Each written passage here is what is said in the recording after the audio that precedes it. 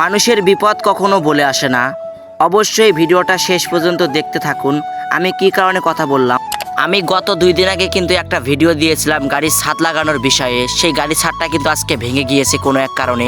তো সেই কারণেই কিন্তু গাড়ির ছাদটা আমাকে খুলতে হচ্ছে। গাড়ির ছাদের বাটামের সাথে কয়েকটা লাট ছিল, আমি কিন্তু সেগুলোও খুলে নিচ্ছি। হয়তো সেই বিপদটা তার উপরেও পড়তে পারতো, কিন্তু তার গাড়ির উপর দিয়েই পড়ে গিয়েছে বিপদটা।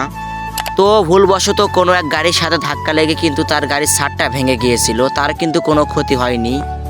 তো সেই কারণেই কিন্তু আজকে আমাকে গাড়ির ছাদটা খুলে ফেলতে হচ্ছে।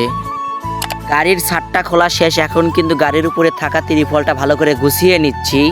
তারপরে সেই বাটামগুলো আমি খুলে নিচ্ছি এবং প্রতিটা বাটাম কিন্তু আলাদা করে নিচ্ছি। তারপরে বাটামগুলো খোলা শেষ করে এক জায়গায় রেখে দিচ্ছি, যাতে মানুষের পায়ে আবার ফুটে না যায়, হয়তো মানুষের ক্ষতি হতে পারে। সবগুলো বাটাম খোলার পরে সেই পড়ে থাকা নাটগুলো আমি বাটির ভেতরে রেখে দিচ্ছি। তারপরে সেই বাটামগুলো আমি অন্য আরেকটি ঘরে রেখে আসবো। আর আপনি আমার ভিডিও কোথায় থেকে দেখতেছেন অবশ্যই একটা কমেন্ট করুন।